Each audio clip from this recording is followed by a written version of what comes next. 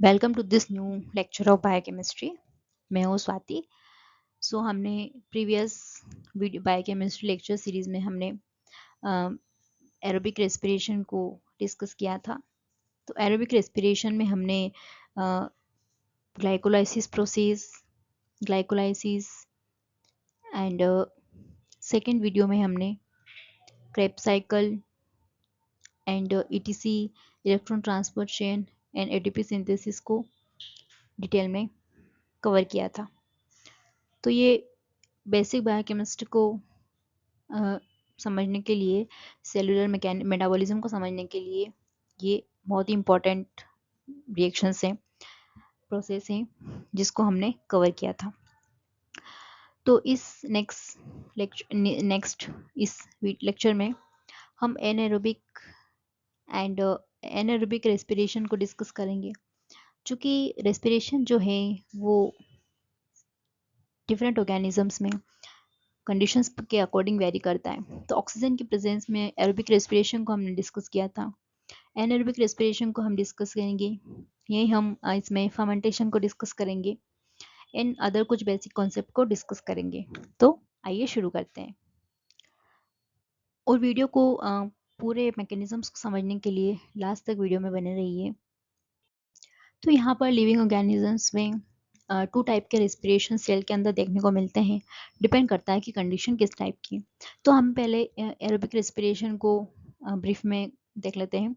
तो aerobic respiration में क्या होता है, ग्लूकोज का कंप्लीट ऑक्सीडेशन होता है। वो 6 CO2 मॉलिक्यूल यहाँ पे एज अ प्रोडक्ट रिलीज होते हैं। ये ऑक्सीजन डिपेंडेंट होता है और फाइनल इलेक्ट्रॉन एक्सेप्टर यहाँ पे ऑक्सीजन काम करता है। एक्सर्ट होने के होता है, एनर्जी रिलीज होती है यहाँ पर, और 30 से 32 ATP पर ग्लूकोज के ऑक्सीडेशन से यहाँ पर रिलीज होती है, जो कि 7.3 किलो कैलोरी पर मोल के इक्वल होती है। अब हम अगर एनारोबिक रेस्पिरेशन की बात करें, तो एनारोबिक रेस्पिरेशन जो है वो ऑक्सीजन इंडिपेंडेंट होता है। यहाँ पर ऑक्सीजन का यूज सेल नहीं करती है। ये इनकम्प्लीट ऑक्सीडेशन होता है। यहाँ पर सल्फेट, नाइट्रेट, सल्फर, ये जो मॉलिक्यूल्स हैं ये यहाँ पर फाइनल इलेक्ट्रॉन एक्सेप्टर की तरह काम करते हैं। उसमें ही एक प्रोसेस आती है फर्मेंटेशन, जो कि एनारोबिक रेस्पिरेशन में इंक्लूड होती है। अब एरोबिक रेस्पिरेशन और एनारोबिक रेस्पिरेशन में जो एटीपी बनने का प्रोसेस है, इलेक्ट्रॉन ट्रांसफर चेन में ऑक्सीडेटिव फॉस्फोराइलेशन से भी बनती है, प्लस सबस्ट्रेट लेवल फॉस्फोराइलेशन से भी एटीपी एरोबिक एंड एरोबिक दोनों ही प्रोसेस में बनती है। फर्मेंटेशन में क्या होता है, यहाँ पर इलेक्ट्रॉन ट्रांसफर चेन इन्वॉल्व ही नहीं होती है। एटीपी बनती है केवल और सबस्ट्रेट लेवल फॉस्फोराइलेशन की वजह से। ऑर्गेनिक कंपाउंड जो है यहाँ पर यूज होंगे और इनकम्प्लीट ऑक्सीडेशन यहाँ पर होता है। ऑर्गेनिक कंपाउंड जो है वो फाइनल इलेक्ट्रॉन एक्सेप्टर की तरह यूज होते हैं। अब फर्मेंटेशन में क्या होता है कि ग्लाइकोलाइसिस से जो ग्लूकोज का ब्रेकडाउन होता है 2 मॉलिक्यूल पायरुवेट में, तो अगर ऑक्सीजन प्रेजेंट है तो वो एरोबिक रेस्पिरेशन में आएगा, जो कि हम ऑलरेडी कवर कर चुके हैं। अब जब ऑक्सीजन नहीं है, ऑक्सीजन एब्सेंट है, तो यहाँ पर पायरुवेट जो है वो इथेनॉल और लैक्टिक एसिड में ब्रेक होगा और इसी को यहाँ पर फर्मेंटेशन कहा जाता है। तो यहाँ पर जो एरोबिक रेस्पिरेशन पे हमने ग्लाइकोलाइसिस प्रीवियस लेक्चर्स वीडियो में डिस्कस किया है, उनका जो लिंक है वो इस वीडियो में मैं प्रोवाइड कर दूंगी। तो आप उनको अच्छे से देखिए, समझिए, उसके बाद ही आपको ये चीज़ें समझ में आएगी। क्योंकि यहाँ पर सब चीज़ें क्या होती है, कनेक्ट होती है। तो एक लिंक को समझने के बाद आप दूसरे लिंक पर जब जाते हैं तो वो इजीली आपको कनेक्ट हो जाती है। तो यहाँ पर जो बायोकेमिस्ट्री के एरोबिक रेस्पिरेशन, क्रेब्स साइकिल, उनके जो वीडियो लिंक है मैं वहाँ पे प्रोवाइड कर दूंगी। आप उन्हें ज़रूर देखिएगा और समझने की कोशिश करिएगा। उसके बाद ये आपको इजीली समझ में आ जाएगा कि दोनों में डिफरेंस क्या है। तो यहाँ पे जो ऑक्सीजन के एब्सेंस में फर्मेंटेशन होता है, प्रोडक्ट यहाँ पे इथेनॉल और लैक्टिक एसिड दोनों ही बनते हैं। तो किस प्रोसेस में क्या बनता है वो यहाँ पर हम आगे डिटेल में देखते हैं। अब अगर हम फर्मेंटेशन की बात करें, तो फर्मेंटेशन में हमने कहा कि ऑक्सीजन का यूज नहीं होगा और ये एक एनारोबिक रेस्पिरेशन है। और अगर फर्मेंटेशन में पायरुवेट जब ब्रेक डाउन होगा तो उसका जो फेट है वो लैक्टिक एसिड बनाएगा। इसे नाम दिया गया है लैक्टिक एसिड फर्मेंटेशन। अब ये कहाँ होता है, किन ऑर्गेनिजम्स में होता है, तो ये जो लैक्टिक एसिड फर्मेंटेशन है ये एक तो मसल्स में होगा। जो भी हम मस्कुलर, जितनी भी हमारी बॉडी की मसल्स हैं, एनिमल्स में मसल्स होती हैं, तो वहाँ पर ये प्रोसेस लैक्टिक एसिड फर्मेंटेशन होती है। बैक्टीरिया के अंदर होगा लैक्टोबैसिलस बैक्टीरिया के अंदर, यहाँ पे लैक्टिक एसिड फर्मेंटेशन होता है और बैक्टीरिया क्या करता है, पायरुवेट ग्लूकोज को यूज करके वो लैक्टिक एसिड बनाता है। अब यहाँ पे क्या होता है कि दो ग्लूकोज के मॉलिक्यूल दो पायरुवेट में कन्वर्ट होते हैं और ग्लाइकोलाइसिस से यहाँ पर 2 NADH का फॉर्मेशन होता है। अब ये जो 2 पायरुवेट के मॉलिक्यूल यहाँ पर बने, जब लैक्टिक एसिड फर्मेंटेशन होगा इनका, तो मसल्स और जो बैक्टीरिया है यहाँ पर जो एंजाइम्स प्रेजेंट होते हैं, वो एंजाइम क्या करते हैं, पायरुवेट को कन्वर्ट कर देते हैं लैक्टिक एसिड में। लैक्टिक एसिड को ही हम लैक्टेट भी बोल सकते हैं। अब यहाँ पर इसके कन्वर्जन में 2 NADH का ब्रेकडाउन होता है और ये 2 NAD प्लस बनाता है, और ये 2 NAD प्लस जो होता है यहाँ पर अगेन इस प्रोसेस को यहाँ पे क्या करता है, कंटिन्यू करता है। तो यहाँ पे कंटिन्यूस जो NADH का बनना है, वो कंटिन्यूस इसका बनना यहाँ पे इसी रिएक्शन के लिए क्या करता है, NADH की सप्लाई प्रोवाइड करता है, जिससे कि कंटिन्यू क्या होता है, ग्लाइकोलाइसिस चलता रहे। और यहाँ पर एक मजे की बात ये है, मैं आपको बताती हूँ इसमें कि क्या होता है कि जो हमारी मसल्स हैं, मसल्स में क्या होता है कि जब हम बहुत रिगरस एक्सरसाइज करते हैं, जब यहाँ पे रिगरस एक्सरसाइज होती हैं, बहुत फास्ट, जो भी जिम वगैरह करते होंगे तो उन्हें पता है कि जब बहुत फास्ट मसल का कॉन्ट्रैक्शन रिलैक्सेशन होता है तो हमारी ब्रीदिंग वगैरह बढ़ जाती है। ठीक है, यहाँ पर ब्रीदिंग बढ़ जाती है, जिससे कि क्या होता है कि ब्लड से जो ब्लड से O2 का सप्लाई क्या होता है, टिश्यू में फटाफट से पहुंचाई जाती है, टिश्यू तक को। अब ये जो O2 है पहुंच रही है, लेकिन रिस्पायरेशन इतना फास्ट होता है कि जो मसल सेल है, मसल सेल्स क्या करती हैं, यहाँ पर ऑक्सीजन की कमी हो जाती है, क्योंकि इतना फास्ट कॉन्ट्रैक्शन रिलैक्सेशन होता है कि मसल सेल के पास फिर भी ऑक्सीजन नहीं पहुंच पाती है। तो मसल सेल्स क्या करती हैं, मसल सेल्स इस ऑक्सीजन के एब्सेंट में, O2 यहाँ पर नहीं मिल पा रही है, इस कंडीशन में, जब एक्सरसाइज की कंडीशन में ऑक्सीजन नहीं मिल पाती है, तो इससे क्या करती है, यहाँ पे लैक्टिक एसिड फर्मेंटेशन होने लग जाता है मसल सेल्स में। और जब यहाँ पे मसल सेल्स में लैक्टिक एसिड फर्मेंटेशन होता है, तो यहाँ पे क्या बनता है, ग्लूकोज को ब्रेक डाउन करके मसल सेल्स क्या करती है, लैक्टिक एसिड बनाने लग जाती है। और ये जो लैक्टिक एसिड है, ये मसल्स में क्या होता है, इकट्ठा होने लग जाता है, और जिसकी वजह से हमें क्या होती है, फटीग होती है। जो हमें एक्सरसाइज जब हम करते हैं उसके बाद हमें थकान फील होती है, पेन फील होता है, तो वो इस लैक्टिक एसिड की वजह से होता है। ये लैक्टिक एसिड हमें थकान, पेन, इनके लिए जिम्मेदार होता है, क्योंकि बहुत फास्ट यहाँ पे कंट्रक्शन होने की वजह से ऑक्सीजन प्रॉपर नहीं पहुंच पाती है मसल सेल्स के पास। तो मसल सेल्स जो है वो एनारोबिक रेस्पिरेशन में लैक्टिक एसिड फर्मेंटेशन की प्रोसेस करती हैं, जिससे कि लैक्टिक एसिड बनता है, जो कि हमें मसल पेन वगैरह हमें फील होता है। अब यहाँ पे क्या होता है, जो हम जितनी भी हमारे स्केलेटल मसल्स हैं, उन स्केलेटल मसल्स में और लीवर में, यहाँ पे इन दोनों प्रोसेस में क्या लिंक होता है, जो कि इन दोनों में कनेक्शन प्रोवाइड करता है। तो यहाँ पे क्या होता है, मसल्स मसल्स को क्या होती है, कंटिन्यूस कॉन्ट्रैक्शन और रिलैक्सेशन के लिए यहाँ पे कंटिन्यूस मसल्स को कंटिन्यूस ग्लूकोज सप्लाई चाहिए।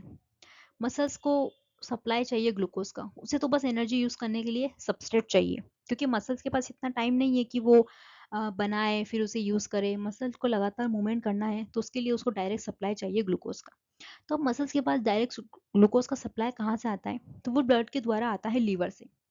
अब लीवर में यहाँ पे क्या होता है, लीवर में ग्लूकोनियोजेनेसिस का प्रोसेस होता है, जहाँ पर लैक्टिक एसिड से लैक्टिक एसिड को लीवर से स्केलेटल मसल से लीवर तक लाया जाता है ब्लड के द्वारा, और ये लैक्टिक एसिड को पायरुवेट में कन्वर्ट करके ग्लूकोज बनाया जाता है, जिस प्रोसेस को कहा जाता है ग्लूकोनियोजेनेसिस।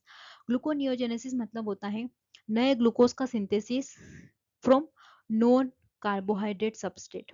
जब भी ग्लूकोज बन रहा हो और ऐसी चीज से बन रहा हो जो कि कार्बोहाइड्रेट नहीं हो, नॉन कार्बोहाइड्रेट सबस्ट्रेट से जब सेल ग्लूकोज बनाती है, तो उस प्रोसेस को क्या कहा जाता है, ग्लूकोनियोजेनेसिस, नए ग्लूकोज का synthesis from non carbohydrate substrate.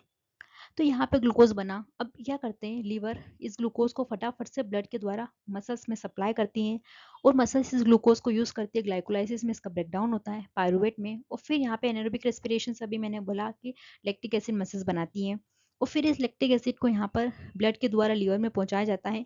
तो लीवर और मसल्स के बीच में लगातार एक साइकिल चलता रहता है, एलपीजी का साइकिल चलता रहता है, और जिसे ही क्या कहा जाता है, कोरी साइकिल कहा जाता है। और कोरी एक साइंटिस्ट का नाम है, जिन्होंने 1947 में इस साइकिल को फाइंड आउट किया था, और इसके लिए इन्हें 1947 में फिजियोलॉजी एंड मेडिसिन का नोबेल प्राइज दिया गया इस साइकिल को खोजने के लिए, कि कैसे लीवर और मसल्स आपस में कोऑर्डिनेट कर रहे हैं और लीवर लगातार मसल्स को कंटिन्यूस ग्लूकोज सप्लाई करता है। तो ये बहुत इंपॉर्टेंट है यहाँ पर समझना। तो बहुत ही इंपॉर्टेंट है समझना। ओके, तो यहाँ पर एक तो हमारा क्या हो गया, लैक्टिक एसिड फर्मेंटेशन हो गया, जिसको हमने यहाँ पे क्लियरली समझ लिया है। अब यहाँ पे दूसरा प्रोसेस जो है वो होता है एल्कोहल फर्मेंटेशन। इसमें यहाँ पे अल्कोहल प्रोडक्ट बनता है, इसीलिए इसका नाम क्या रखा गया, अल्कोहल फर्मेंटेशन रखा गया। ये चलता है ईस्ट के अंदर, ईस्ट के अंदर चलता है, जो कि एक यूनिसेलुलर फंजाई है, एंड बैक्टीरिया के अंदर। ये होता है नॉन ऑक्सीडेटिव डिकार्बोक्सिलेशन। यहाँ पर CO2 का रिलीज किया जाता है बट विदाउट ऑक्सीजन के यूज के। यहाँ पे क्या होता है, ग्लूकोज का ब्रेकडाउन होता है ग्लाइकोलाइसिस के थ्रू टू पायरुवेट के अंदर, और NADH का सिंथेसिस होता है, जो कि ऑलरेडी हम ग्लाइकोलाइसिस में समझ चुके हैं। अब ये जो पायरुवेट है, इसका फेट यहाँ पे क्या होता है, एक एंजाइम होता है यीस्ट एंड बैक्टीरिया के अंदर, पायरुवेट डिकार्बोक्सिलेज। ये क्या करता है, इन दो मॉलिक्यूल पायरुवेट को कन्वर्ट कर देता है 2 एसिटाल्डिहाइड में, 2 एसिटाल्डिहाइड में कन्वर्ट कर देता है, और यहाँ पर CO2 भी रिलीज कर देता है। अब ये जो 2 एसिटाल्डिहाइड है, ये फर्दर अल्कोहल डिहाइड्रोजनेज एंजाइम की वजह से यहाँ पर इथेनॉल में कन्वर्ट हो जाते हैं। अब जब इथेनॉल में कन्वर्ट हुए, तो यहाँ पे रिड्यूसिंग प्राउड भी अपने इलेक्ट्रॉन डोनेट करते हैं इस रिएक्शंस में, और ये कन्वर्ट हो जाते हैं 2 NADH, कन्वर्ट हो जाता है 2 NAD+ में, क्योंकि ये अपने इलेक्ट्रॉन यहाँ पे डोनेट कर चुका होता है। तो अब ये जो बना है यहाँ पे 2 NAD+, ये फर्दर इस रिएक्शन को कंटिन्यूस चलाने में हेल्प करेगा। तो यहाँ पर इसका क्या होता है, कंटिन्यूस सप्लाई ये मेंटेन करके रखता है, और ये लगातार ये प्रोसेस यहाँ पर चलती रहती है, तो इथेनॉल बनता रहता है। अब इस रिएक्शंस का यहाँ पे यूज क्या है, ठीक है, अल्कोहल फर्मेंटेशन का यूज क्या है यहाँ पर, जो बेवरेज इंडस्ट्रीज है हमारी, बेवरेज इंडस्ट्री में इसका बहुत बड़ा यूज है। जितना भी शराब बन रही है, बियर बन रही है, वो कैसे बन रही है, वो इसी प्रोसेस से बन रही है। जो ईस्ट है, बैक्टीरिया है, उनको यूज किया जाता है, ईस्ट बैक्टीरिया को यूज किया जाता है इंडस्ट्री में। जो फर्मेंटेशन टैंक होते हैं उनमें से यूज किया जाता है, और इन्हें लगातार क्या किया जाता है, यहाँ पर कार्बोहाइड्रेट फीड सप्लाई किया जाता है। और जब इन्हें यहाँ पर कार्बोहाइड्रेट फीड सप्लाई किया जाता है, तो ये क्या कर देते हैं, वहाँ से उपस्थित ग्लूकोज जो भी रहता है, उसे यहाँ पे क्या कर देते हैं, इथेनॉल में कन्वर्ट कर देते हैं। अब ये इथेनॉल बहुत सारी जगह यूज होता है। ये बायो इथेनॉल बनाने में यहाँ पे यूज हो सकता है। इस इथेनॉल से बेवरेजेस बनेगी, जो भी लिक्विड हम अल्कोहल कंज्यूम करते हैं। यहाँ पर बहुत सारे इसके जो भी ऑक्सीडेशन, इसका जो भी ऑक्सीडेशन होगा, तो यहाँ पे ऑर्गेनिक एसिड्स को बनाने में इसका यूज हो सकता है। और बहुत सारे ऐसे मॉलिक्यूल है, ऑर्गेनिक मॉलिक्यूल्स, जहाँ पे इथेनॉल का यूज होगा। तो ये ऑर्गेनिक मॉलिक्यूल्स को बनाने में इथेनॉल इंडस्ट्रीज यहाँ पे पूरी होती है। तो यहाँ पे इस अल्कोहल फर्मेंटेशन का यूज है। तो इंडस्ट्री लेवल पर अल्कोहल फर्मेंटेशन बहुत ही ज़्यादा यहाँ पर यूज किया जाता है। तो बहुत ही ये इसे समझना ज़रूरी है, क्योंकि इसके एप्लीकेशन बहुत ज़्यादा है। ये अल्कोहल मतलब यीस्ट बैक्टीरिया में ये डिस्कवर किया गया है, लेकिन इंडस्ट्री लेवल पे इसके एप्लीकेशन बहुत ही ज़्यादा है। अच्छा, एक बेसिक कॉन्सेप्ट यहाँ पर ये आता है कि हमने एरोबिक रेस्पिरेशन पढ़ा, एनारोबिक रेस्पिरेशन पढ़ा, और जहाँ पे हमें एरोबिक रेस्पिरेशन में ATP बन रही है, एनारोबिक रेस्पिरेशन में भी ATP बनती है, लेकिन कंपैरिजन टू एरोबिक रेस्पिरेशन बहुत ही उसका अमाउंट कम होता है, ठीक है, क्योंकि ग्लाइकोलाइसिस ही चल रहा है एनारोबिक रेस्पिरेशन में, तो ओनली 2 ATP यहाँ पे बनता है। तो अब ये जो ATP है, आखिर सेल में इस ATP को, ये एक थोड़ा सा इंपॉर्टेंट कॉन्सेप्ट है कि आखिर सेल में ATP को ही एनर्जी के फॉर्म में क्यों यूज किया जा रहा है, इसका रीजन क्या है, क्यों कोई अदर कंपाउंड को सेल एनर्जी की तरह यूज नहीं करती है, एनर्जी कंपाउंड की तरह यूज नहीं करती है। तो उसका एक केमिकल यहाँ पर बेसिक रीजन होता है। तो ATP जो है, ATP का फुल फॉर्म होता है एडिनोसिन ट्राइफॉस्फेट। ये एक न्यूक्लियोटाइड है, जो कि हाई एनर्जी फॉस्फेट कंपाउंड होता है, और इसी को यहाँ पर सेल एनर्जी करेंसी के फॉर्म में यूज करती है। लिविंग ऑर्गेनिजम्स की से हर सेल, लिविंग सिस्टम की हर सेल ATP को ही एनर्जी के फॉर्म में यूज करती है। कुछ एक एक्सेप्शन है, कुछ एक कंडीशंस होती हैं जहाँ पे अदर फॉर्म भी यूज किए जाते हैं, लेकिन मेजोरिटी में ATP ही यूज होता है। अब ATP का जब हाइड्रोलिसिस होता है, जब ATP वाटर के प्रेजेंस में ब्रेकडाउन होती है, तो यहाँ पे एक फॉस्फेट यहाँ पे रिलीज होता है। ये यहाँ पर ATP का स्ट्रक्चर है, ये हमें पता है ये एडिनिन है, यहाँ पे मैं इसे मेंशन कर देती हूँ।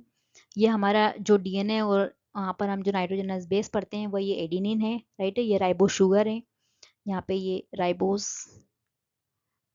शुगर है, एंड ये जो है यहाँ पे ये ट्राइफॉस्फेट है। अब ये जो ट्राइफॉस्फेट है यहाँ पर, ये अल्फा बीटा जो डायरेक्ट राइबो शुगर से लगा हुआ है, वो alpha phosphate, beta phosphate and gamma phosphate. और यहाँ पे ये ऑक्सीजन के ऊपर यहाँ पे नेगेटिव चार्ज प्रेजेंट होता है। तो ये कंप्लीट यहाँ पे एटीपी का स्ट्रक्चर है। अब इसे सेल क्यों यूज़ करती है, इस केमिकल मॉलिक्यूल को यूज़ करने का क्या कारण है? तो यहाँ पे क्या होता है, जब इस एटीपी मॉलिक्यूल का यहाँ पे ब्रेकडाउन होता है तो ये यहाँ पर इस मॉलिक्यूल में यहाँ क्या होते हैं, ये होते हैं फोस्फो इन, ये जो बॉन्ड है यहाँ पर, इन बॉन्ड को बोलते हैं फोस्फो एन हाइड्राइड बॉन्ड। और ये जो फोस्फो एनहाइड्राइड बॉन्ड होते हैं ये केमिकली हाईली एनर्जेटिक होते हैं। मतलब जब भी फोस्फो एनहाइड्राइडिक बॉन्ड का ब्रेकडाउन होगा तो यहाँ पे बहुत ज़्यादा अमाउंट में एनर्जी रिलीज होती है और इसी फ्री एनर्जी को क्या करती है सेल अपनी फंक्शनिंग के लिए यूज़ करती है। तो ये बहुत ही केमिकल मतलब मिस्ट्री है, क्यों नेचर ने इसे चूज़ किया, क्यों एवोल्यूशन में इस मॉलिक्यूल को चूज़ किया गया, तो ये केमिकली एक सिलेक्टेड मॉलिक्यूल है। तो यहाँ पे जब भी ये मॉलिक्यूल ब्रेकडाउन होगा तो इस बॉन्ड के ब्रेकडाउन की वजह से यहाँ पे क्या होती है, एनर्जी रिलीज होती है और इसी एनर्जी को से यूज़ करती है, इसीलिए इसे यूज़ किया जाता है। तो और जब एडीपी ब्रेकडाउन होगा तो यहाँ पे फिर फर्दर रिलीज होती है। तो जब एटीपी ब्रेकडाउन होगा एडीपी में तो यहाँ पर देखिए फ्री एनर्जी का जो चेंज होता है वो -13.5 किलो जूल पर मोल इतनी एनर्जी यहाँ पर रिलीज होती है, जो कि -7.3 किलो कैलोरी पर मोल के बराबर है। जब एडीपी का हाइड्रोलिसिस होता है तो यहाँ पे -45.6 किलो जूल पर मोल एनर्जी रिलीज होती है, जो कि -10.9 किलो कैलोरी पर मोल के बराबर है। अब इतनी फ्री एनर्जी रिलीज हो रही है इस फोस्फो एनहाइड्राइड बॉन्ड के ब्रेकडाउन की वजह से, तो ये एक अच्छा केमिकल मॉलिक्यूल है सेल को फ्री एनर्जी प्रोवाइड करने का, जिसको सेल क्या कर सकती है, यूज कर सकती है, इसीलिए इसे एनर्जी करेंसी कहा गया है। तो अब आपको समझ में आ गया होगा कि हम पूरे लिविंग सिस्टम में, पूरे बायोलॉजी में एटीपी एटीपी करते हैं कि एनर्जी है इसमें, तो ये इसका केमिकल रीजन है। तो ये कॉन्सेप्ट आपको कोई नहीं बताएगा क्योंकि ये बहुत इंटरेस्टिंग चीज़ है। अब यहाँ पे इसके रीजन क्या है, यहाँ पर और एटीपी को जो हाई एनर्जी फॉस्फेट कंपाउंड है, तो यहाँ पर इसके जो ब्रेकडाउन की जो फॉस्फेट यहाँ से रिलीज होते हैं फोस्फो, अगर ये बॉन्ड ब्रेक हुआ तो ये दोनों निकलेंगे, जो कि यहाँ पे स्ट्रक्चर बनाया हुआ है। अब यहाँ पे क्योंकि केमिस्ट्री का एक रूल है, केमिस्ट्री का ये रूल है कि कोई भी प्रोडक्ट जब ब्रेकडाउन होता है तो जो प्रोडक्ट बनेगा वो प्रोडक्ट स्टेबल भी होना चाहिए। ये केमिस्ट्री कहती है कि प्रोडक्ट कोई भी सबस्ट्रेट तभी ब्रेकडाउन होता है जब उससे बनने वाले प्रोडक्ट क्या हो, स्टेबल हो, तभी तो केमिकल रिएक्शन फॉरवर्ड डायरेक्शन में जाती है नहीं। तो यहाँ पर एक रीज़न, यहाँ पे और भी रीज़न है, वो है कि जो प्रोडक्ट यहाँ से रिलीज होते हैं, ये जो फॉस्फेट मॉलिक्यूल यहाँ पे रिलीज होते हैं, यहाँ पे क्या होता है, ये रेजोनेंस से स्टेबलाइज होते हैं, इसलिए इसका ब्रेकडाउन क्या होता है, स्टेबल होता है। प्लस यहाँ पे इलेक्ट्रोस्टैटिक रिपल्शन है, ये जो यहाँ पर इस एटीपी के अंदर जो ट्राइफॉस्फेट जुड़ा हुआ है, यहाँ पे देखिए सबके ऊपर नेगेटिव चार्ज है और ये नेगेटिव चार्ज क्या करता है, यहाँ पर रिपल्शन क्रिएट करता है, जिसकी वजह से क्या होता है, ये बॉन्ड ब्रेक होते हैं और ब्रेक होने की वजह से यहाँ पर एनर्जी रिलीज होती है। राइट, ये भी एक यहाँ पर रीजन है कि इलेक्ट्रोस्टैटिक रिपल्शन है वो इस मॉलिक्यूल को ट्रिगर करता है ब्रेकडाउन के लिए।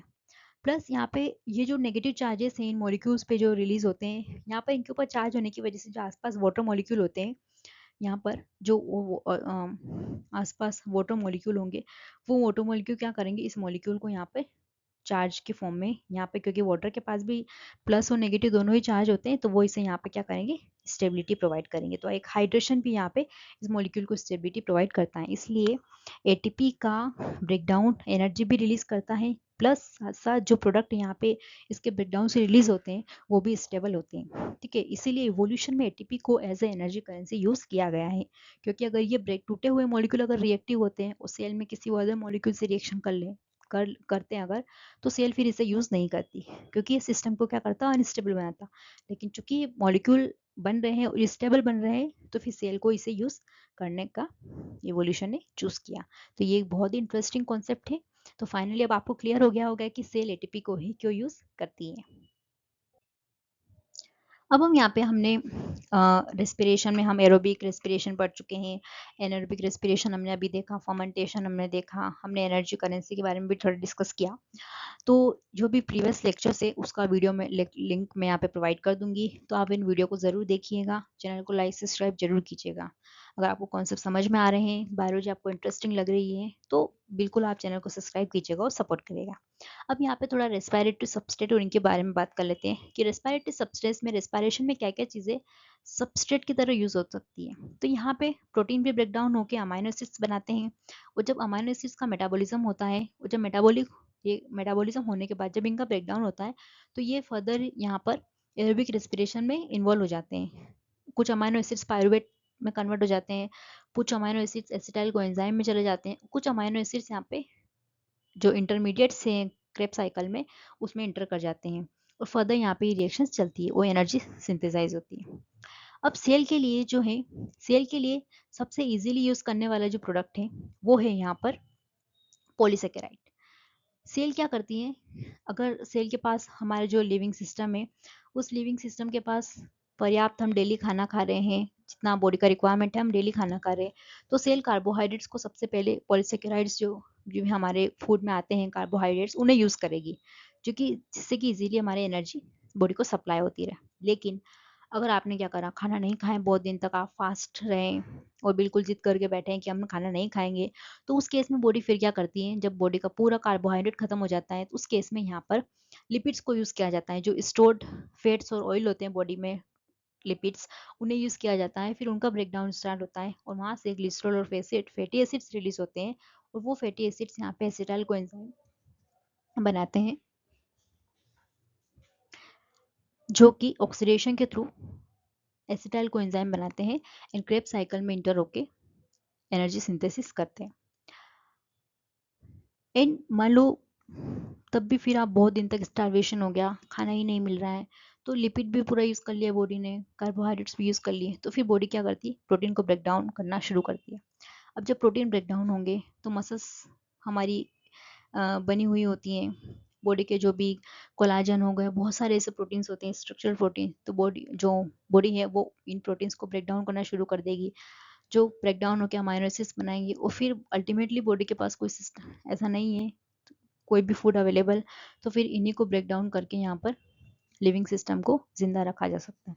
अगर फिर सब कुछ हो गया बहुत लंबे टाइम तक, अगर आप स्टारवेशन में चले गए तो फिर यहाँ पे डेथ तक हो जाती है। तो हमें प्रॉपर एनर्जी के लिए डेली खाना खाना ज़रूरी है। अगर हम डेली का प्रॉपर खाना खाते हैं तो हमारे बॉडी का पूरा सिस्टम यहाँ पर मेंटेन रहता है, इसीलिए डेली डाइट प्रॉपर न्यूट्रिशन यहाँ पे ज़रूरी हो जाता है। अब यहाँ पे मेटाबॉलिक रिएक्शंस में कुछ स्पेसिफिक टाइप के साइकिल्स भी बहुत सारे डिफरेंट ऑर्गेनिजम्स में चलते हैं। ये हर ऑर्गेनिजम्स में नहीं चलते, लेकिन कुछ जैसे यहाँ पे ग्लाइकोसिलेट साइकिल, साइंटिस्ट को एक साइकिल और साइक्लिक पाथवे मिला मेटाबॉलिज्म में, जो कि बैक्टीरिया, फंजाई, प्लांट, प्रोटिस्टा इन ऑर्गेनिजम्स में देखा गया। अब ये ग्लाइकोसिलेट साइकिल कैसे चलता है और इसका क्या सिग्निफिकेंस है, तो यहाँ पे जो प्लांट्स है, मेनली हम प्लांट्स की बात कर लेते हैं ताकि हमें इजीली समझ में आ जाए, सेम ही तरीके से सब में चलेगा, बैक्टीरिया, फंजाई, प्रोटिस्टाइन में भी। तो प्लांट में क्या होता है, एक स्पेशल सेल के अंदर ऑर्गेनल्स होता है ग्लाइकोसोम, जो कि एक तरह का पेरोक्सिसोम्स होता है, पेरोक्सिसोम सेल ऑर्गेनल है जो कि प्लांट में प्रेजेंट होता है, उसी का एक टाइप है ग्लाइकोसोम, जहाँ पर ये ग्लाइकोसिलेट साइकिल चलता है और इसीलिए इसे नाम भी ग्लाइकोसिलेट साइकिल दिया गया है। अब एनिमल में ही क्यों नहीं देखा गया, अभी तक यहाँ पर एनिमल में ऐसे ग्लाइकोसिलेट साइकिल की डिस्कवरी नहीं हुई है, फाइंड आउट नहीं हुआ है। तो ये पता लगा कि जो ग्लाइकोसिलेट साइकिल है एक्चुअली में ये करता क्या, इस साइकिल में होता क्या। तो इस साइकिल में क्या होता है कि जो फैट ब्रेकडाउन होते हैं, जब फैटी एसिड्स का ब्रेकडाउन होता है तो एसिटाइल कोएंजाइम बनता है। तो एसिटाइल कोएंजाइम का जो प्रोसेस है, क्या उससे बहुत सारे ऑर्गेनिजम्स में देखा गया कि जो एसिटाइल कोएंजाइम है उससे डायरेक्ट ऑर्गेनिज्म ग्लूकोज बना रहे हैं। तो एनिमल में ऐसी कोई व्यवस्था नेचर ने नहीं रखी है कि हम एसिटाइल कोएंजाइम जो है उससे ग्लूकोज बना सकें। ह्यूमन में या फिर एनिमल में ऐसा कुछ भी नहीं है, लेकिन प्लांट, बैक्टीरिया, फंजाई, प्रोटिस्टा, ये जो ऑर्गेनिजम्स हैं ये एसिटाइल कोएंजाइम से भी ग्लूकोज बना पा रहे हैं। तो ये एक नया प्रोसेस इनके अंदर चलता है, वो हम यहाँ पर देखते हैं। तो ह्यूमंस में क्या होता है, जब फैटी एसिड्स ब्रेकडाउन होते हैं और बहुत लार्ज अमाउंट में यहाँ पे एसिटाइल कोएंजाइम बनता है जिससे कि ग्लूकोज में कन्वर्ट किया जा सके, लेकिन ह्यूमन में या एनिमल में ऐसी कोई भी प्रोसेस यहाँ पर नहीं है। तो इनमें क्यों है, क्योंकि यहाँ पे कुछ स्पेशल टाइप के एंजाइम होंगे जो इस इन साइकिल को चला रहे होंगे, सिंपल सी बात है। तो यहाँ पर क्या होता है एनिमल में कि जो ग्लूकोनियोजेनेसिस की प्रोसेस होती है ग्लूकोज को बनाने की, वो यहाँ पर एनिमल में नहीं चलती। तो इस रिएक्शंस को थोड़ा सा यहाँ पर देख लेते हैं कि जब फैटी एसिड्स के ब्रेकडाउन से एसिटाइल को एंजाइम बनते हैं जो कि कन्वर्ट होता है सक्सिनेट में विद दी हेल्प यहाँ पे हाइड्रोलाइसिस की प्रोसेस से, और NADH बनता है +2 कोएंजाइम। अब ये जो सक्सिनेट बना, अब क्रेब्स साइकिल में हमने पढ़ा है कि एसिटाइल कोएंजाइम जो है वो ऑक्सैलो एसिड के साथ रिएक्शन करके सिट्रेट बनाता है। सेम यहाँ पे भी होगा, एसिटाइल कोएंजाइम जो है वो इंटर करता है ऑक्सैलो एसिड के साथ, वो दोनों सिट्रेट में कन्वर्ट होते हैं। अब सिट्रेट जो है वो कन्वर्ट होता है सिट्रेट में। इतना तो यहाँ पे क्या है, क्रेब्स साइकिल का ही है। लेकिन जो आइसोसिट्रेट है, अब यहाँ पे डिफरेंट एंजाइम की वजह से, वो आइसोसिट्रेट लाइसिस की वजह से ये दो प्रोडक्ट में ब्रेक डाउन हो जाता है। एक ग्लाइकोसिलेट बनाता है, दूसरा सक्सिनेट बनाता है। अब ये जो यहाँ पर प्रोडक्ट बना सक्सिनेट, वो तो चला जाएगा क्रेब्स साइकिल में, क्योंकि सक्सिनेट जो है वो इंटरमीडिएट प्रोडक्ट, इंटरमीडिएट सबस्ट्रेट है क्रेब्स साइकिल का, तो ये तो क्रेब्स साइकिल में इंटर हो जाएगा। और ये जो ग्लाइकोसिलेट है, ये मेलेट सिंथेस की हेल्प से फर्दर एसिटाइल कोएंजाइम के साथ कंडेंस होकर मेलेट बना लेता है। और ये मेलेट फिर क्या होता है, क्रेब्स साइकिल का पार्ट है, तो फिर ये क्रेब्स साइकिल में एंटर हो जाता है। तो ये यहाँ पर क्रेब्स साइकिल के पैरेलल में साइकिल चलता है, क्योंकि यहाँ पे दो डिफरेंट एंजाइम है, तो वो इस रिएक्शंस को यहाँ पर प्रोसीड करते हैं। और यहाँ पे लगातार एसिटाइल कोएंजाइम ए को कंज्यूम किया जाता है और ग्लूकोज बनाया दिया जाता है, क्योंकि यहाँ पे लगातार ग्लूकोज को कन्वर्जन इस रिएक्शंस में होता है। तो ग्लूकोज का बनाने की प्रोसेस एसिटाइल कोएंजाइम से, इसे ही ग्लाइकोसिलेट साइकिल कहा जाता है, जो कि इन ऑर्गेनिजम्स में चलता है। एनिमल में ऐसा कोई भी ग्लाइकोसिलेट साइकिल यहाँ पे अभी तक देखने को नहीं मिला है। तो ये रिएक्शंस यहाँ पे चलती है। यहाँ पर जो एसिटाइल कोएंजाइम ये जो यूज हो रहा है मेलेट में, और ऑक्सैलो एसिटिक एसिड बन रहा है, ये ऑक्सैलो एसिटिक क्या होता है, ग्लूकोनियोजेनेसिस की प्रोसेस में जाता है, और साइटोसोल में ग्लूकोनियोजेनेसिस की प्रोसेस होती है, और वहाँ पर ही ग्लूकोज बनता है। तो साइटोसोल में ग्लूकोनियोजेनेसिस की प्रोसेस हो रही है, जिसके कंटिन्यूस एसिटाइल कोएंजाइम जब यूज हो रहा है तो ग्लूकोज इसमें बनाया जा रहा है। ये ग्लाइकोसिलेट साइकिल यहाँ पर होता है। यहाँ पर एक और जो पाथवे है सेल के अंदर देखा गया है, ये स्पेशल फॉर्म में चलता है। तो ये कहाँ चलता है और क्या है इसका सिग्निफिकेंस है। तो मेटाबॉलिज्म में एक पाथवे होता है पेंटोस फॉस्फेट पाथवे, जिसे ट्रिपल पी के नाम से भी जाना जाता है। इसे ही हेक्सोस मोनोफॉस्फेट पाथवे भी कहा जाता है, या फिर फोस्फोग्लूकोनेट पाथवे भी कहा जाता है। तो अगर ये तीनों ही नाम आपको कहीं भी मिल रहे हैं तो इसका मतलब यही है कि ये ट्रिपल पी पाथवे हैं, पेंटोस फॉस्फेट पाथवे। तो यहाँ पर ये ग्लूकोज जो ऑक्सीडेशन होता है ग्लाइकोलाइसिस का, उसी टाइप का एक अल्टरनेटिव पाथवे है जो कि चलता है साइटोप्लाज्म में। और ये कहाँ चलता है, क्लोरोप्लास्ट में, प्लास्टिक जो होते हैं क्लोरोप्लास्ट में, यहाँ पर ये चलता है। अब ये दो फेजेस में कंप्लीट होता है। यहाँ पे पहली फेज जो होती है वो ऑक्सीडेटिव फेज होती है, जो कि इरिवर्सिबल होती है। अगर ये एक बार इंटर हो गई रिएक्शंस में, तो फिर यहाँ से जो प्रोडक्ट बनेंगे वो वापस कन्वर्ट नहीं हो सकते हैं, तो ये इरिवर्सिबल फॉर्म होती है। दूसरा यहाँ पे जो फेज होता है वो होता है नॉन ऑक्सीडेटिव फेज। अब जो ऑक्सीडेटिव फेज होता है, वहाँ पे क्या होता है, जो जैसे हमने ग्लाइकोलाइसिस में पढ़ा था, जो ग्लूकोज है वो कन्वर्ट होता है ग्लूकोज 6 फॉस्फेट में। तो यहाँ पे वही ग्लूकोज 6 फॉस्फेट कन्वर्ट हो जाता है डिहाइड्रोजनेज एंजाइम की प्रेजेंस में 6 फॉस्फोग्लूकोनोलेक्टोन, इस प्रोडक्ट में कन्वर्ट होता है। और यहाँ पे सिंथेसिस होती है NADPH की। NADP प्लस से यहाँ पर ये इलेक्ट्रॉन इस रिएक्शन से लेता है और NADPH में कन्वर्ट हो जाता है। ये फॉस्फोग्लूकोनोलेक्टोन कन्वर्ट होता है ग्लूकोनोलेक्टोनेस की हेल्प से हाइड्रोलाइसिस में 6 फॉस्फोग्लूकोनेट, और कन्वर्ट हो जाता है राइबुलोज 5 फॉस्फेट। अब ऑक्सीडेटिव फेज में यहाँ पर ग्लूकोज 6 फॉस्फेट से बनता है राइबुलोज 5 फॉस्फेट, क्योंकि प्रोडक्ट यहाँ पे 5 कार्बन है, ये यहाँ पर 5 कार्बन की एक शुगर होती है राइबुलोज 5 फॉस्फेट, इसीलिए इसे पेंटोस फॉस्फेट पाथवे कहा गया है, क्योंकि जिसका फर्स्ट प्रोडक्ट बनता है वो राइबुलोज फॉस्फेट बनता है। अब यहाँ पे NADPH का सिंथेसिस हो रहा है। अब ये जो है पेंटोस फॉस्फेट पाथवे, अभी तक इस ऑक्सीडेटिव फेज में यहाँ पर कहीं भी ATP का यूज नहीं हुआ है, ना ही ATP सिंथेसिस हुई है। NADP प्लस का यूज किया गया है और NADPH बनाया गया है। अब इस NADPH का क्या यूज है, क्यों ये रिएक्शन चल रही है, तो उसका यहाँ पे आगे मैं बताऊंगी। CO2 यहाँ पर ऑक्सीडेटिव फेज में तो रिलीज नहीं हुई है, तो हम नॉन ऑक्सीडेटिव फेज में देखेंगे कि CO2 रिलीज हुई है या नहीं हुई है। ग्लाइकोलाइसिस की अगर हम बात करें तो वहाँ पर NADP प्लस यूज हुआ था और NADH बनाया गया था। ATP वहाँ पे बना था और CO2 भी वहाँ पर कोई भी तरीके से CO2 यूज नहीं किया गया था। तो हम इसके ऑक्सीडेटिव फेज को अगर हमने समझा, अब हम इसके नॉन ऑक्सीडेटिव फेज को देखते हैं। अब जो पेंटोस फॉस्फेट पाथवे हैं, उसका जो सेकेंड फेज है नॉन ऑक्सीडेटिव फेज, यहाँ पे क्या होता है कि 3 मॉलिक्यूल जो राइबुलोस फॉस्फेट बने हैं ऑक्सीडेटिव फेज में इसके 3 मॉलिक्यूल इस रिएक्शन में इंटर करते हैं, जो कि एक 5 कार्बन, यहाँ पे ये 5 कार्बन का शुगर है, ये इंटर होता है और ये कन्वर्ट हो जाता है 2 ग्लूकोज 6 फॉस्फेट में एंड ग्लिसरॉल्डिहाइड 3 फॉस्फेट में, ग्लिसरॉल्डिहाइड 3 फॉस्फेट में, और यहाँ पर ग्लिसरॉल्डिहाइड 3 फॉस्फेट बन जाता है।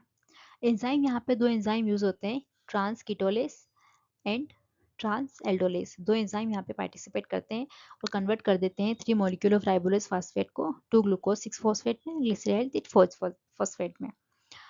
अब ये जो पेंटोस फॉस्फेट पाथवे चल रहा है, इसके फंक्शन क्या है, क्यों प्लास्टिड में साइटोसोल में इस रिएक्शंस को चलाने की ज़रूरत है? तो इसका सिग्निफिकेंस है कि यहाँ पर जो NADPH का सिंथेसिस होता है, जो कि एक इलेक्ट्रॉन डोनर की तरह काम करता है, ये बायोसिंथेटिक रिएक्शन में इसका बहुत ही इंपॉर्टेंट रोल है। बायोसिंथेटिक रिएक्शंस में जो भी चीज़ें बनती हैं, वहाँ पर इसे यूज़ किया जाता है, इसलिए इसका कंटिन्यूस सिंथेसिस हो, इसीलिए यहाँ पर प्लास्टिड के अंदर इसे बनाया जाता है। फैटी एसिड सिंथेसिस के लिए इसका इम्पोर्टेंस है, चाहे स्टेरॉइड बनाना हो, कोलेस्ट्रॉल सिंथेसिस करना हो, बाइल एसिड्स बनाने हो, कैरोटीनॉइड सिंथेसिस करना हो, तो यहाँ पे ये चीज़ होती है, यहाँ पे इसे यूज़ किया जाता है।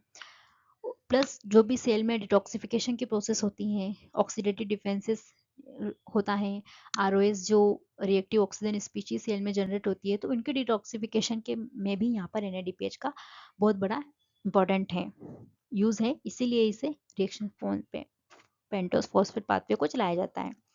दूसरा जो यहाँ पे राइबोलोस बिस फॉस्फेट 5 फॉस्फेट बना है, उसे न्यूक्लियोटाइड सिंथेसिस में यूज़ किया जाता है।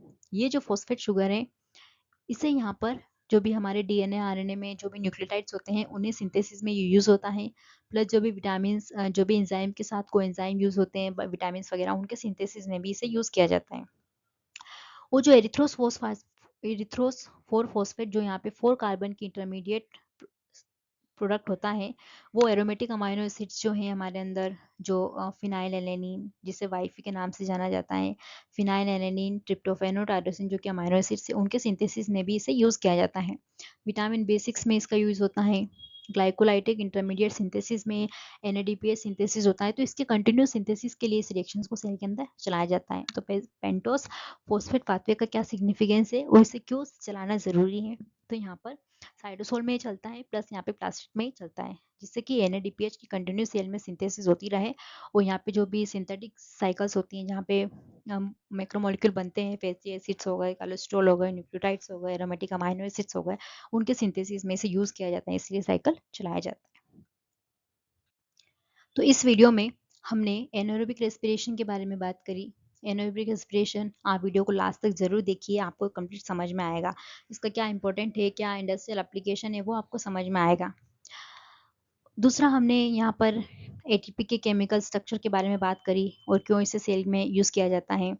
फिर यहाँ पर नेक्स्ट हमने ग्लाइकोजिलेट साइकिल के बारे में बात करी, जो कि कुछ ऑर्गेनिजम्स में ग्लाइकोजिलेट पाथवे चलता है, इसके बारे में हमने डिस्कस किया। फिर हमने पेंटोस फॉस्फेट पाथवे के बारे में यूज़ किया। तो यहाँ पे ये इंपॉर्टेंट, बहुत ही इंपॉर्टेंट टॉपिक है, क्वेश्चंस यहाँ पे एग्जाम्स में बनते हैं। आप कोई से भी एग्ज़ाम दे, चाहे कॉलेज के एग्ज़ाम हो, थियोरेटिकल एग्जाम्स हो, यहाँ पे इनसे क्वेश्चंस बनता है, ये तो बहुत ही इंपॉर्टेंट ये टॉपिक्स है। वीडियो को आप लास्ट तक देखिए, आपको ग्लाइकोलाइसिस समझना है, ग्लाइकोलाइसिस और बायोकेमिस्ट्री के यहाँ पर Krebs cycle, electron transport chain, इन वीडियो के लेक्चर्स के जो लिंक है वो मैं आपको यहाँ प्रोवाइड कर दूंगी। इन वीडियो को आप देखिए, समझिए, और बिल्कुल बायोकेमिस्ट्री आपको समझ में आएगी और टॉपिक आपको इजी लगेंगे। कोई भी यहाँ पे चीज़ें टफ नहीं होती, बस हमें समझने का तरीका एक इम्पॉर्टेंट होता है। और एक्सप्लेनेशन यहाँ पे मैंने बहुत ही पॉइंट टू पॉइंट रखा है, बहुत ही कंसाइज वे में पूरा कंटेंट बनाया है। कंटेंट को बनाने में बहुत मेहनत लगती है, और आप बिल्कुल इन्हें समझिए, आपको ये हेल्प करेगा और आपके लिए इजी भी रहेगा। तो यहाँ पे हमने इस टुडे आज के लेक्चर में इन सारे टॉपिक्स को कवर किया है। आप प्रीवियस वीडियो भी यहाँ पर देख सकते हैं हमारे चैनल पर, सॉल्व बाय स्वाति पर। यहाँ पर हमने बहुत सारे वीडियो जेनेटिक्स टॉपिक्स के भी यहाँ पर अपलोड किए हुए हैं, आप उन वीडियो को भी देख सकते हैं। प्लस वीडियो को लाइक, शेयर और सब्सक्राइब जरूर कीजिएगा, और वीडियो में लास्ट तक बने रहने के लिए और आपके पेशेंस के लिए बहुत ही धन्यवाद। Thank you for watching this video and like, share and subscribe. To the maximum people, और ज़्यादा से ज़्यादा लोगों को ये चीज़ें बेनिफिट हो। क्योंकि हमारे टाइम पर क्या होता था कि बहुत कंसाइज कंटेंट मिलना बहुत डिफ़िकल्ट होता था, और आजकल इंटरनेट पे ऐसा हो गया है ना कि बहुत टीचर्स तो बहुत पढ़ा रहे हैं, लेकिन एक क्वालिटी कंटेंट कहीं खोजना बहुत मुश्किल हो गया है। हम बस लोग वीडियो देख लेते हैं, लेकिन समझ में कुछ नहीं आता है, ऊपर से निकल जाता है। तो ऐसा नहीं है, आप बहुत अच्छे से समझेंगे, और बहुत ही क्वालिटी कंटेंट ये बनाया गया है। तो बिल्कुल आप देखिए, शेयर, सब्सक्राइब एंड ज़रूर अपने दोस्तों के साथ शेयर कीजिएगा। Thank you for watching this video. Thank you for your patience.